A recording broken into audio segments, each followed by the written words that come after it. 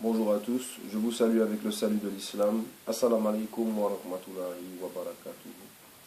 Je fais cette petite vidéo pour parler de la Bible, puisque c'est le livre que j'ai étudié avant d'être musulman, puisque l'écriture sainte est censée être à l'intérieur de ce livre, et tous les chrétiens pensent que la Bible c'est la parole de Dieu. Alors maintenant que je suis musulman, et après toutes les recherches que j'ai faites, je suis en mesure de dire que la Bible n'est pas la parole de Dieu en elle-même.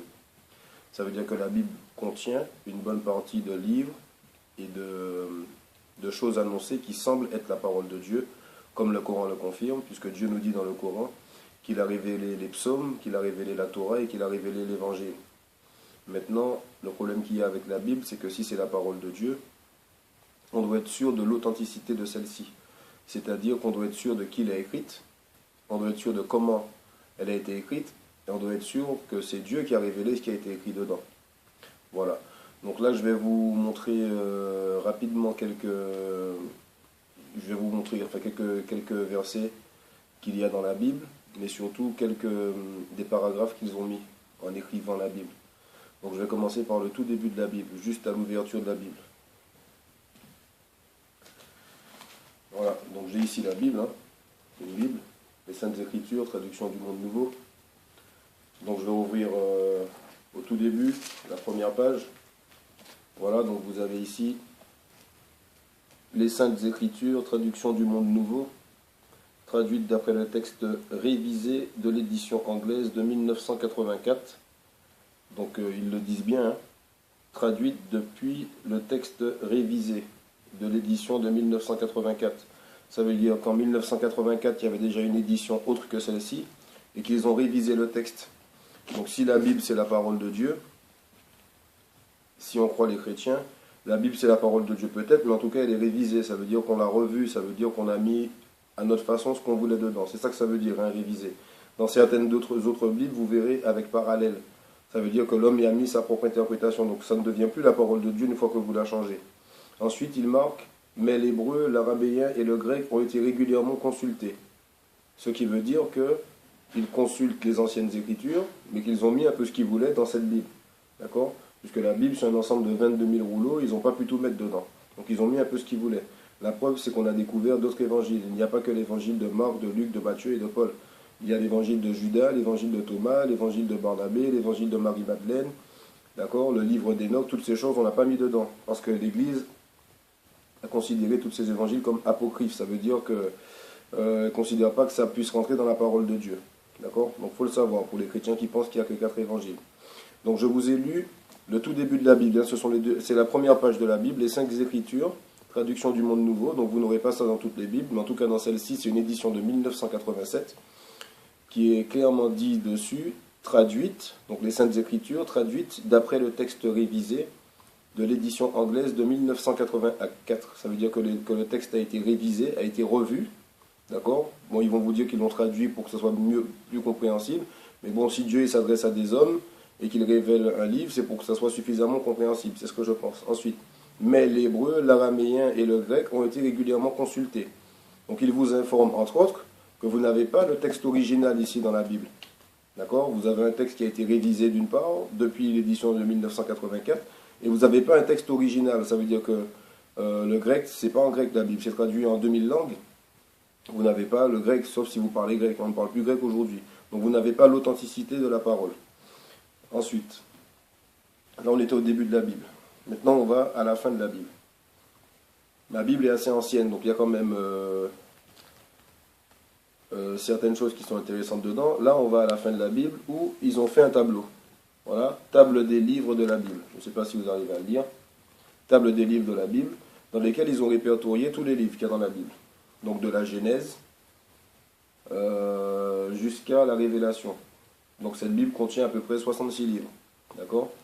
Et ils ont mis dans le tableau le titre du livre, une colonne pour le nom du livre, l'écrivain qui l'a écrit, deuxième colonne, troisième colonne, le lieu de composition, c'est-à-dire l'endroit où il a été écrit le livre. Ensuite, la fin du travail de composition, période qui embrasse le texte. Voilà. Donc ils ont fait 5 colonnes. Donc ils nous mettent par exemple la Genèse, c'est un livre de Moïse, écrivain Moïse, lieu de composition dans le désert, fin du travail de la composition avant ou après notre ère 1513, d'accord, période qui embrasse le texte avant notre ère, au commencement jusqu'à 1657. Donc c'est ce qu'ils mettent. Donc je vous montre à peu près. J'espère que vous allez bien voir. Voilà, c'est un peu comme ça. D'accord, donc vous avez un tableau, vous avez à peu près tous les noms des livres, les écrivains qui les ont écrits. D'accord, vous avez ça sur 2 pages. Ça c'est à la fin de la Bible. Donc alors ce qui est, je ne vais pas dire choquant, mais bon, ce que j'ai remarqué, je ne sais pas si vous allez pouvoir le lire, c'est dans cette 2e page, c'est ici, à ce niveau-là. D'accord? Donc je vais vous lire ce qui est marqué. Si vous arrivez à voir, vous ferez pause après pour vérifier. Il est écrit, écoutez bien, on n'est pas sûr du nom des écrivains de certains livres, ni de celui des lieux de composition de ces textes. Nombre de dates sont des dates approximatives. D'accord? Donc qu'est-ce que ça veut dire? Les gens qui ont écrit la Bible, d'accord, qui est censée être la parole de Dieu, dans laquelle les chrétiens ont foi, la foi des chrétiens est basée sur ce livre, ils nous disent qu'ils ne sont pas sûrs du nom des écrivains. Donc ça veut dire quoi? Ça voudrait dire que peut-être l'évangile selon Matthieu, ben, c'est pas Matthieu qui l'a écrit. Selon Luc, c'est pas Luc qui l'a écrit non plus. C'est ce qu'il voudrait dire en fait. Hein. Donc je relis. On n'est pas sûr du nom des écrivains de certains livres, ni de celui des lieux de composition de ces textes. Nombre de dates sont des dates approximatives. Donc vous n'avez pas ça dans toutes les Bibles, parce que j'ai deux Bibles à la maison. Vous n'avez pas ça dans toutes les Bibles. Mais au début de la Bible, comme je vous ai montré, vous avez souvent des trucs où c'est marqué traduite avec des parallèles ou des choses comme ça. Tout ça, ça veut dire que la parole de Dieu a été altérée. Je ne vais pas dire qu'elle a été changée, mais elle a été altérée. D'accord? Donc là, je vous ai montré à la fin de cette Bible, qui est une édition de 1987, d'accord? Où on vous dit clairement qu'ils ne sont pas sûrs des gens qui ont écrit les textes. Donc ils ont fait un tableau, ils ont mis Genèse, Moïse, désert, machin, et vous avez une preuve, par exemple, dans les 5 premiers livres qui sont censés être écrits par Moïse, hein, puisque les 5 livres, ils mettent écrivain Moïse, Moïse, Moïse, Moïse, Moïse. Je ne sais pas si vous voyez, mais là vous avez Genèse, vous avez la Genèse, vous avez l'Exode, le Lévitique, le Nombre, le Deutéronome. Tous écrits par Moïse, Moïse, Moïse, Moïse, Moïse.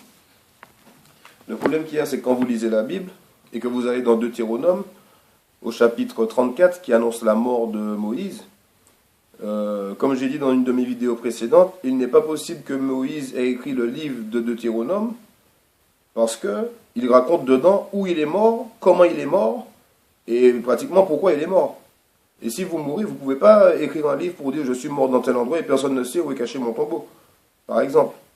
Et c'est concret ça, et on a la preuve en plus, c'est qu'à la fin de ce tableau, ils vous mettent qu'ils ne sont pas sûrs du nom des écrivains.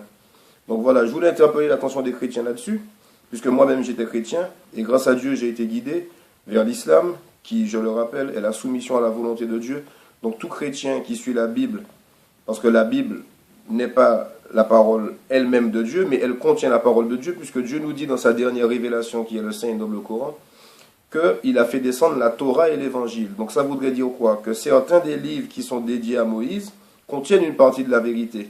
D'accord? Et le prophète Mohammed, paix et bénédiction à son âme, qui est le prophète de l'islam, nous a demandé d'aller vers ces livres, d'aller vers les livres des gens du livre, donc des chrétiens et des juifs, et de prendre tout ce qui est en conformité avec le Coran. Pourquoi? Parce que le Coran, c'est une révélation que Dieu il a fait, mais c'est l'ange Gabriel qui est venu pour faire la révélation, qui a enseigné la révélation au prophète Mohammed, paix et bénédiction à son âme. Le même ange Gabriel qui est venu voir la Vierge Marie. D'accord? Donc Dieu, ici, qu'est-ce qu'il fait? Donc Dieu, il a vu que le livre avait été altéré, et par miséricorde pour les croyants, il a fait descendre sa dernière révélation. Et il ne faut pas oublier que le prophète Mohammed, paix et bénédiction à son âme, a été annoncé dans d'autres livres de la Bible. Hein. Donc cette vidéo est courte, c'est juste pour attirer l'attention des chrétiens, parce que Dieu nous dit dans le Coran qu'ils ont falsifié sciemment la Torah et l'Évangile.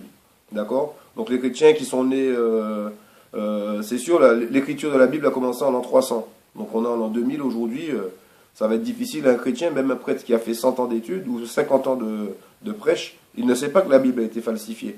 Mais certaines Bibles, plus elles sont anciennes, plus elles ne corroborent pas. D'accord? Donc je voulais attirer votre attention là-dessus.